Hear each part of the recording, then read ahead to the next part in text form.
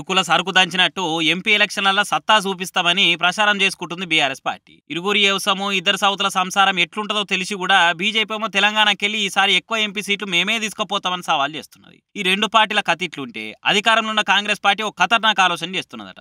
ఇప్పటికే ఐడియాను బయటికి చెప్పేసిండు రేవంత్ సారు. తెలంగాణ పెద్ద మగ పిలుచుకునే సోనియా గాంధీని ఈసారి తెలంగాణకెళ్లి పోటీ చేపిస్తారట.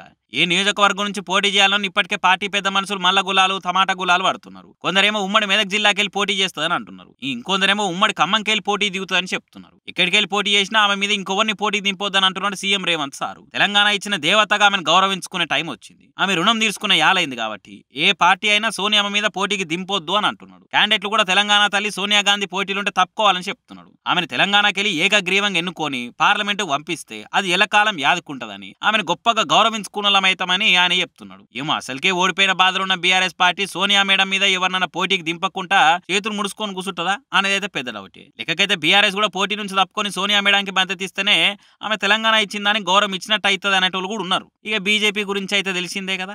అసలే ఎంపీ ఎలక్షన్లు ముచ్చటగా మూడోసారి పవర్లకు రావాలని మోడీ సార్ను హ్యాట్రిక్ పీఎన్ను చేయాలని బీజేపీలు గట్టిగానే పనిచేస్తున్నారు. ఇటువంటి టైంలో మరి రేవంత్ సార్ చెప్పినట్టు సోనియా మీద పోటీకి పెట్టకుండా ఉత్తగా ఉంటారనేది అయితే డౌటే కొడుతున్నది. చూడాలా మరి ఏం జరుగుతుందో, ఏకగ్రీవం కోసం రేవంత్ సార్ ఏం ప్లాన్ చేస్తాడో.